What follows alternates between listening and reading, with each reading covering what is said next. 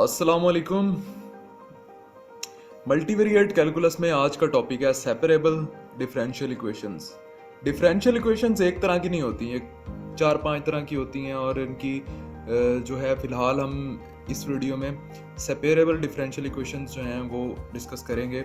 और homogeneous equations भी होती हैं, होमोजेनियस डिफरेंशियल इक्वेशंस और फर्दर और भी होती हैं। तो खैर वो भी कमिंग वीडियो में डिस्कस करेंगे, लेकिन फ़िलहाल जो है इस वीडियो में हम सेपरेबल डिफरेंशियल इक्वेशंस के बारे में बात करेंगे। तो सेपरेबल डिफरेंशियल इक्वेशंस जो होती हैं इनमें ये होता है कि हमें डिफरेंशियल इक्वेशन दी होती है, हमने उसको उसके जो x वाली वैल्यूज़ हैं उनको y से अलग सेपरेट करना होता है और फिर उनकी इंटीग्रेशन करनी होती है। फॉर एग्जांपल हमारे पास d/dx है f(x) और y, ठीक है। इसमें हमारे पास x की वैल्यूज भी हैं, y की वैल्यूज भी हैं। इसको मैं ऐसे लिख लेता हूँ f(1)x और f(2) जो है वो y है। तो इन दोनों को मैं सेपरेट कर लूंगा।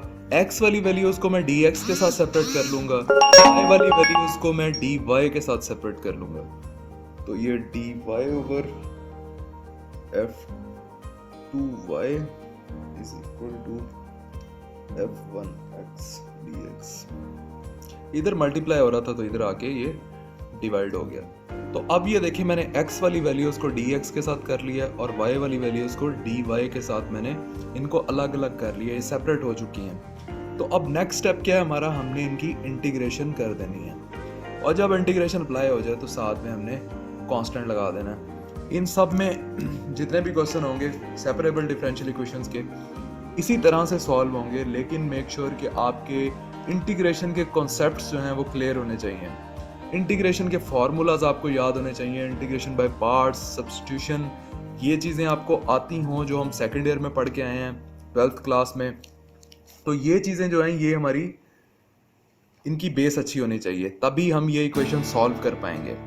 सेपरेबल डिफरेंशियल इक्वेशन ये तो जस्ट एक तरीका है सॉल्व करने का, लेकिन जो इसमें यूज़ होना है वो इंटीग्रेशन ही यूज़ होगी। आप अपने इंटीग्रेशन के जो कॉन्सेप्ट्स हैं वो रिवाइज कर लें, इंटीग्रेशन के फार्मूलाज रिवाइज कर लें।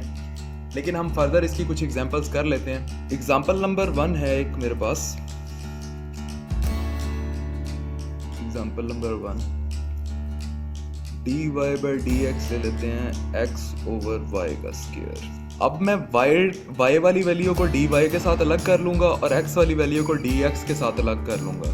तो वो ये देखें y² ये डिवाइड हो रहा था, इधर आके मल्टीप्लाई हो जाएगा इंटीग्रेशन x dx, और x वाली वैल्यू को मैंने dx के साथ सेपरेट कर लिया। और ये y³ is equal to x का square over 2 plus constant. Integration का तो आपको पता ही होगा, डेरिवेशन का उल्ट होता है ये, ठीक है। इसमें क्या होता है, डेरिवेशन में जो है पावर माइनस हो जाती है। इसमें जब हमने इसका इंटीग्रेशन लिया तो y की पावर में एक ऐड हो गया और वही पावर +1 जो ऐड किया है वही उसी से डिवाइड कर देंगे। तो ये इसका मतलब है ये y इंटीग्रेशन हो गया, और इधर x की पावर में एक ऐड हो गया और उसी से डिवाइड कर दिया, और +c जब इंटीग्रेशन हो जाए तो साथ में कांस्टेंट लगाते होते हैं। आपके इंटीग्रेशन, दोबारा कह रहा हूँ कि इंटीग्रेशन के कॉन्सेप्ट्स अच्छे होने चाहिए। इंटीग्रेशन अगर आप भूल चुके हैं तो आप दोबारा उसे रिवाइज कर लें, जो हमने 12th की बुक में पढ़ी थी इंटीग्रेशन चैप्टर 3 में, तो वो हमें आनी चाहिए। अगर वो हमें आते हैं, ठीक से कॉन्सेप्ट्स क्लियर हैं, तो ये हम इजीली कर लेंगे। होमोजेनियस डिफरेंशियल इक्वेशंस भी इजीली सॉल्व हो जाएंगे उससे। नेक्स्ट एग्जांपल पे मूव करते हैं। मेरे पास एग्जांपल है dy/dx ले लेते हैं cos x और y-1। अब इसमें भी मैं क्या करूँगा, y वाली वैल्यूज़ को dy के साथ कर लूँगा सेपरेट, और dx वाली वैल्यूज़ को x वाली वैल्यूज़ के साथ सेपरेट कर लूँगा। ये इंटीग्रेशन y-1 ये dy के साथ सेपरेट कर लिया, यहाँ पे डिवाइड हो रही थी, यहाँ के मल्टीप्लाई हो गई है, equal to cos x dx, और ये x वाली वैल्यू को dx के साथ सेपरेट कर लिया मैंने।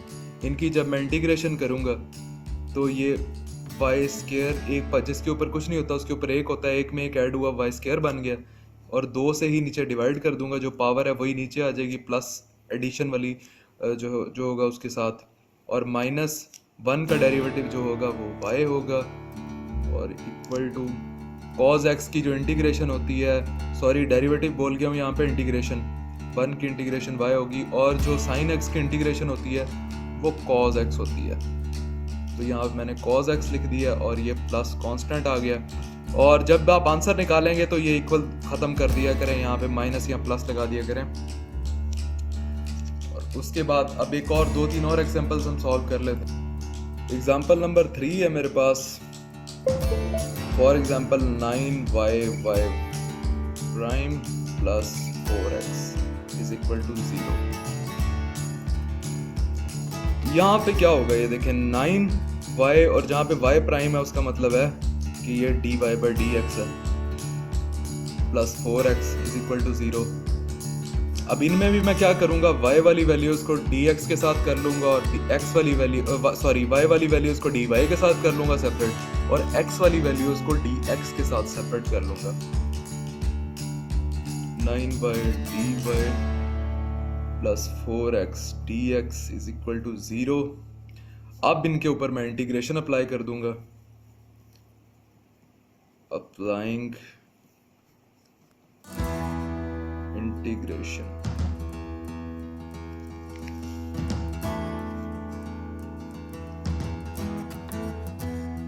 (9y/dy plus integration 4x plus 4x dx, ये हो जाएगा 9। कांस्टेंट जो है वो वैसे का वैसे आ जाएगा। जब इंटीग्रेशन भी अप्लाई करते हैं तो कांस्टेंट बाहर ही लिख देते हैं, अंदर भी लिख देते हैं, कोई मसला नहीं है। तो कांस्टेंट वैसे का वैसे ही आ जाएगा। y की पावर जिसके ऊपर कुछ नहीं होता उस पर 1 होता है, तो जब इसको इंटीग्रेशन करेंगे तो 1 में एक ऐड हो जाएगा और यही नीचे डिवाइड हो जाएगा 1 + 1 इस तरह से।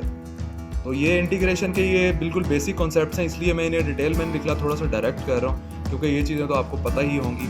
अगर नहीं पता तो आप नीचे कमेंट करें, तो मैं इंटीग्रेशन पे भी एक डिटेल्ड वीडियो जो है बना के पोस्ट कर दूंगा, part of integration by parts पे, सब्स्टिट्यूशन पे और सिंपल इंटीग्रेशन पे, जो भी आप जानना चाहते हैं।